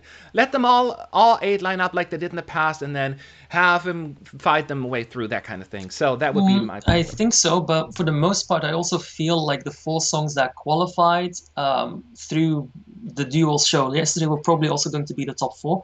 Maybe the Evas would have qualified instead of, I suppose, not Lula sister, but instead of Alvaro, maybe. I think Clara Hammarström. Yeah, I think she could have potentially missed out and replaced by the Eva and Ewa. I think that could have been. And I think in terms of the duels, only the duel between Klingenström and the 2 Evas actually was the one to watch here, and I felt like that was a matchup that made sense, because it's the only way to guarantee that one of them makes it into the finals, which I don't think it would have been like a shoo-in for any of the other duels. Not at least. Now we know with the power of retrospect, but we would not have known it at the time. Hindsight, so when I saw the duel, when I saw it, I thought, yeah, that's the only way to guarantee one of them makes it. Okay, next question, Crystal, Matt, what do you think about Florida coming to Eurovision? I don't know what you're talking about. Is it something happened since this morning? Since I will let you. What happened with Florida? You discover that on your own, I think. Keep in mind, I got up at 6:30 to do this live stream here in California. Did I miss something? Florida? Yes. People, Boris, tell me, what's with Florida? Okay, I will explain this as calmly as possible. So, for the people watching the stream, Matt has not heard San Marino's song yet, and it features Florida it features a rap verse by Florida, and we don't know. Shut up. We don't know yet if he's going to be physically part of the staging, but we do know that he has a singing version or a rap version in the bridge of the song that Senate is going to present in I think half an hour. So I love Florida's music. I grew up on that. Well, that was my in Germany. You know, I know how. I just love that is the music I love. Again, goes back to the whole Italy thing. It is melodic rap, because rap is not my thing, but melodic rap, I call it. Oh, I'm totally into it. Oh my God, that would be so. Anyway, San Marino, like I think I've commented it on like the teaser video too. It's like, I don't think Senate is going to win Eurovision, but I think she just won the internet. Really? I gotta watch. Now, I wish I didn't know, and I asked you to tell me. It's not your fault. I have the full song downloaded because it leaked everywhere, and I saved it, so I'll send it to you. Well, I'm not going to do a reaction video. Or you can wait 30 minutes for the official release. That's also possible. I have to wait for the official release, because number one, I don't like leaks anyway. Number two, I cannot release a reaction. I cannot listen to it up front, because then I can't do a reaction video. Oh yeah, of course. So it's kind of like, unless I pretend, I'm like, ooh, it's Florida, like I'm not gonna lie. So that is some big news. San Marino, any Eurovision fan here has a soft spot for San Marino, right? The small nation that is just struggling to succeed at the contest.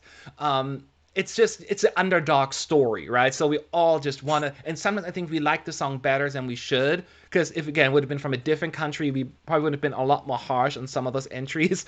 But yeah, I would be, and Sinead is just awesome. I love her as an artist anyway. So I'm hoping it's good. Yeah, I'm constantly, like, I'm thinking of Senate, and I just cannot wipe the smirk off my face. It's just, whew. I cannot wait until you hear that song. It's going to be, yeah, it's going to release in half an hour. So Yeah. I'm very excited for you. I was when I heard it, I could not believe what had happened. I was instantly messaging Sean and saying, Sean, is this real? Is this like going to happen? Is it going to happen? Send it featuring Florida? What? It was just the most. I could not believe it's the most baffling thing ever. Yeah. So So, next question. Mr. Orange Box says, thoughts on Victoria's possible song selection. So, we get the song in this week, and I did some videos on it. If you asked for my favorites, I had Dive Into Unknown as my favorite and Imaginary Friend as a second runner-up. From what I'm hearing, Dive Into Unknown is out of the running. My bet, my money is on Imaginary Friend being chosen. I think it has the biggest response, the most hype and buzz. So I'm pretty sure this is the song that they will choose, and I would be fine with that because it was my number 2. What do you think, Boris? I agree. Yeah? It's as simple as Simple that. as that. I've only heard the songs. I've only heard the songs once, but I actually agree with you. Yeah. I think they're going to pick Imaginary Friend. However, there was a video where Victoria talked about it on a talk show on BNT, and she actually said that she's not entirely comfortable with the singing style that she has to commit to an Imaginary Friend. So there's a small chance they're not going to choose it. But if it's pure based on fan response, she's probably going to choose that song. But there's always a small chance that she's probably going to pick Growing Up is Getting Old instead. It's going to be one of the two. Yeah, that is I true. like That's the reason both. why she probably released it So last too. That was my number 3, so I guess would be fine too. But I think Imaginary Friend would have probably a bigger uh, chance of doing well. But mhm. I'd be fine with that one as well. Connor Wells is asking, do you think we have heard the winner of Eurovision 2021? I will say no. I think the winner is yet to come. I'm not certain if we've heard the winner yet because there are a couple of entries that I feel like they could have won, but the odds are not really supporting that currently. So I feel like if we had heard like an obvious winner, they would already be soaring into the betting odds, and that has not happened yet. So, like in terms of the things that can win and that have already been selected, my guess would be France. I think out of everything that we've heard so far, but I think Bulgaria could win with Imaginary Friend maybe. But most likely, maybe it's going to be one of the internal selections that we haven't heard yet. Iceland, Switzerland, we have to wait until we hear those. So, Russia, maybe. Sweden could Yeah. win with both Dotter and Tusse. Still very open. Okay, by the way, I know for sure that the song of Zenit was offered to Cyprus as well, but Cyprus broadcaster rejected it. Have you heard of that? No, I have not heard of that. Well, Cyprus, they do their own thing. They're the one of them.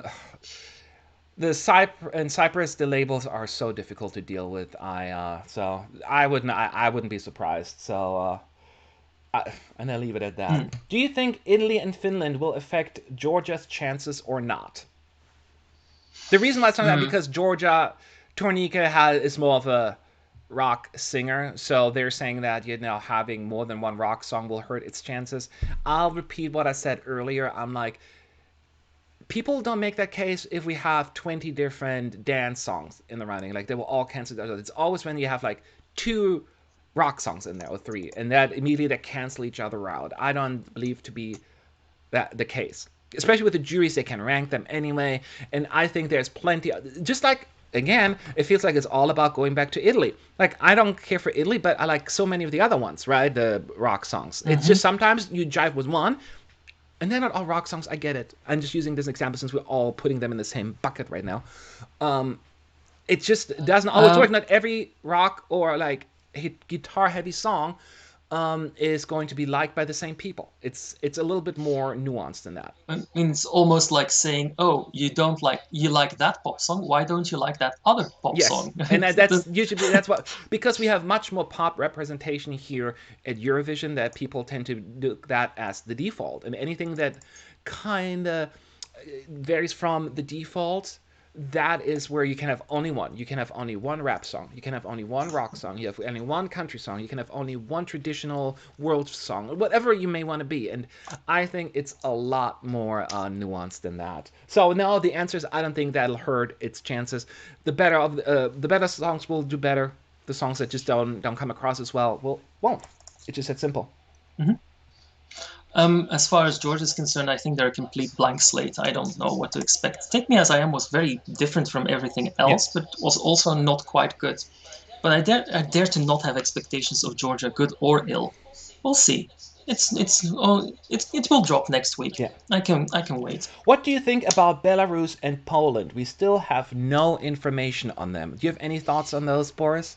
Belarus probably already selected their entrant, but we do not know who that is.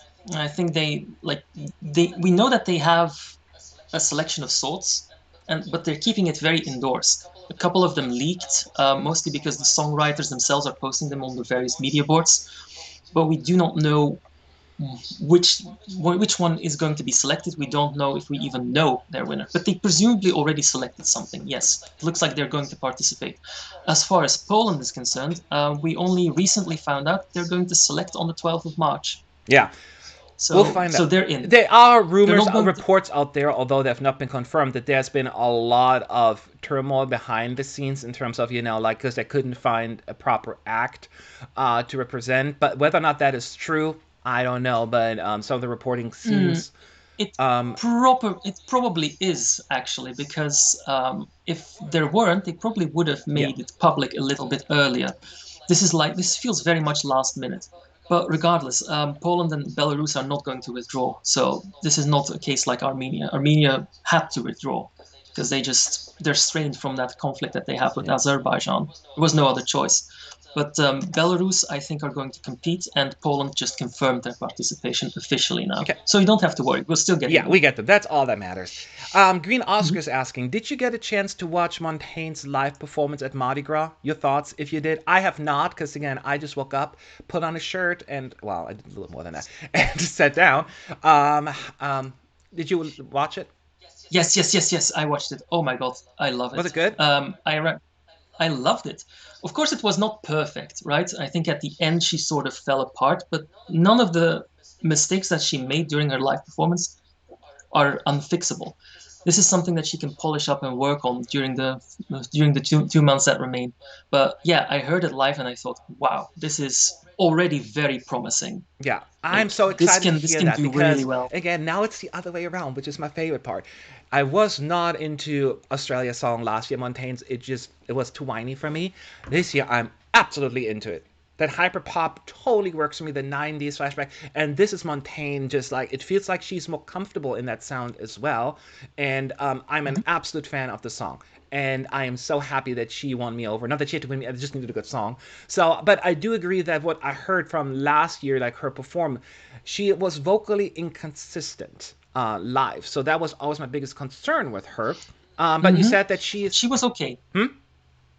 She was She okay was okay. That's my concern. I in haven't her watched in it her yet. So life. if she's doing okay, hopefully she's going to make it. Plus, they have all the time in the world now. Well, 2 months, but a lot of time to really rehearse, nail it, and all of that stuff, and say, hey, maybe you shouldn't sing that note this way because you're going to butcher it. Sing it that way, and to make sure that it sounds fine on TV. So there are a lot of things that they will take into consideration. They even change it during rehearsals. I remember, um, was it Grease? Is it 2017? Demi, is it Love?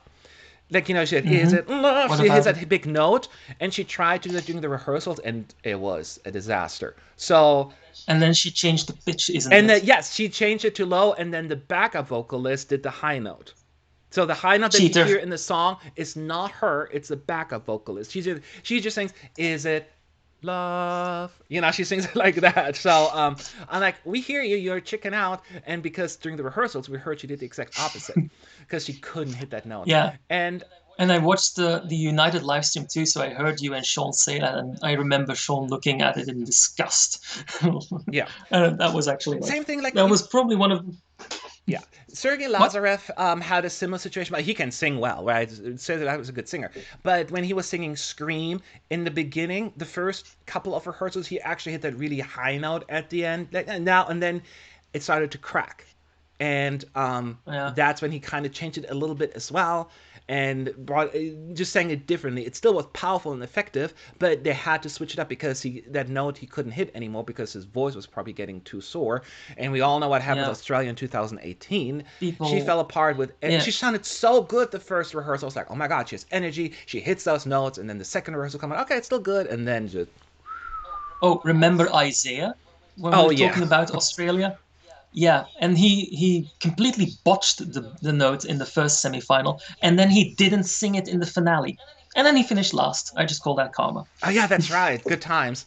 Yeah, so that stuff happens. So that's the point is they have time to adjust and make it work. That was my original point here.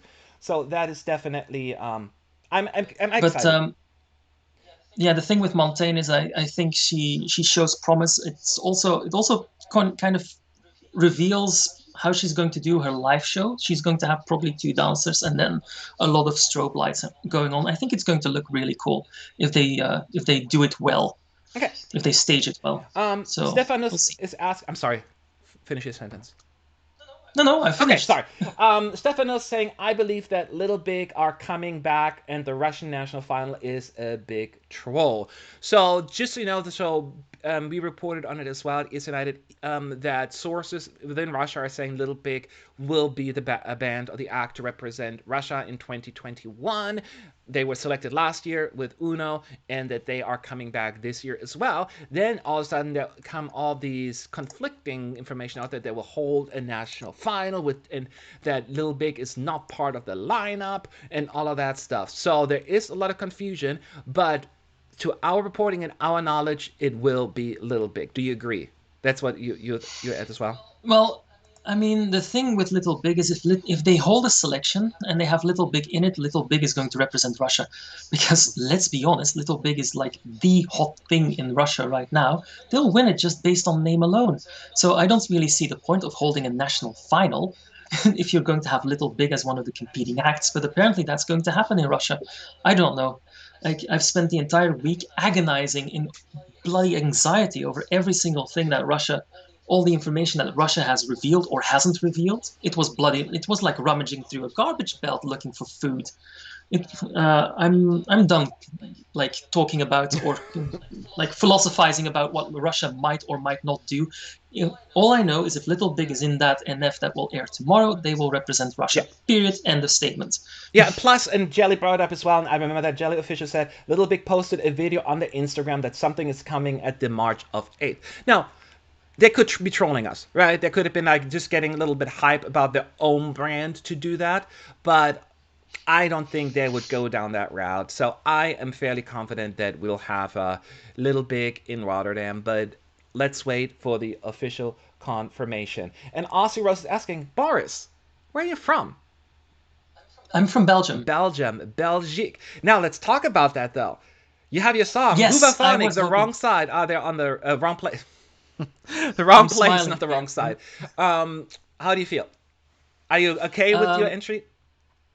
Very much so, yes. Of course, the people watching the stream don't know this, but Hooverphonic have been on my wish list for the Belgian entrant for like over 10 years? No, not over 10 years, but since 2014, and I'm not really good with numbers.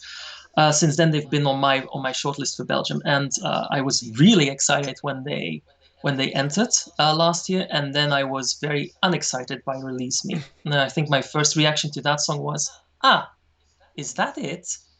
And well, I don't think it would have qualified. Now, the wrong place is basically Hooverphonic as they were 20 years ago at their peak. With the same singer, they have Geike Arnaud back, and I think in general they're going to do better. Now, better could mean they might still in queue. They might still finish 20th in the final. They might still finish 14th in the semi-final. Who knows? But I think this song has more legs. It's more atmospheric. It's less funeral-esque. Yes. So I think it's going to do well as long as they get the stage show right. That is exactly what Belgium's that's problem. Belgium has like a spotty track record on that one when it comes to staging. Belgium's But I problem. agree with Oh, you. sorry. the analysis. I mean, I didn't know Hooverphonic because I'm not from Belgium. I live in the U.S. But I heard about the hype when they were chosen, and I listened to the song. I'm like, that's what was the hype for. Apparently that was not their best choice. What would really work for them, their style. So this year, the wrong play was like. I did a reaction video, listened to it first. I'm like, oh, this is actually quite good. And then I listened to it again. I'm like, this is actually really good. And now I'm totally into it. I love the mood of the song. And you know what's really weird? It's it's strangely catchy. Like it's not the song that's meant to be Yes. catchy, but it has a catchiness to it that can work in its favor. Like you kind of hum the melody, It's and that's powerful. the strange thing for me was that when I first heard the song, I thought, oh, it's great verses, weak chorus syndrome again. And then I heard it the second time, and I thought, yeah, actually, it kind of works. The sort of anti-chorus. Hey. Yeah. And then I listened to it more and more, and now it ranks third on my list. It's actually quite good. Again, this is the Hooverphonic with Gijke Aardenaert that I fell in love with. This is Magnificent 3 level Hooverphonic. The same from Mad About You, from Sometimes. Quite nice. This is exactly what I hoped they would send last year, and we got it, Okay. finally. We got to move on, but all the questions are for you now, Boris. All of a sudden, are you from the Flemish Wow. or Wallonian part? Ik woon in Vlaanderen. I'm from the Flemish part. The Flemish part. Okay, there you have it. And last question for you, Boris. What do you think of the song Giangi from the Netherlands? Oh, Giangu. That's what I meant. Yeah, Birth of a New Era, right? Yeah. I am not too fond, but I sort of appreciate the message, right? But I've always been a melody over message type of guy. I prefer songs that are strong and that are atmospheric and that sort of are easy to listen to. The thing with the Dutch song is that it sort of becomes a wash for me. It has many different elements that kind of don't work together, and I've seen the live on stream, and I was completely unimpressed. The studio is good. Don't get me wrong, but if I have to choose between the studio version and the live version, I will always go for the live version. It's just much. It's and the live version underwhelmed me, All left right. me There cold. you have it. Thanks for the comment. And we'll be back next week. Thank you for watching, everyone. I couldn't have done it without you. Thank you, Boris, for being here. Next week, most likely, I'll have to double check. All the super late shows are done. So we're probably going to have a live stream after Melody Festival. And what other shows are on next week? Oh, we have any other shows? Yes, I think we do, but I'm not sure if we have like We live. don't have Oh a yeah, of course Sanremo or We have Russia Festival de tomorrow. Carnaval Russia tomorrow. situation. That's my point. No, no, no. So we We probably have will Russia have. tomorrow, and that's it. I think Russia tomorrow, Okay. and then Sweden on Okay, Saturday. perfect. That's it. So we'll be back next Saturday with our next live stream, unless something super crazy happens that I have to live stream immediately. I hope you all have a good afternoon, evening. It's only not even 10 o'clock here yet. I'm going back to bed probably. Thanks for watching, and more songs to come next week. A lot of them, like 18, 17. I don't know, no, 15 or something like that. I don't remember. A lot of them. That's not point.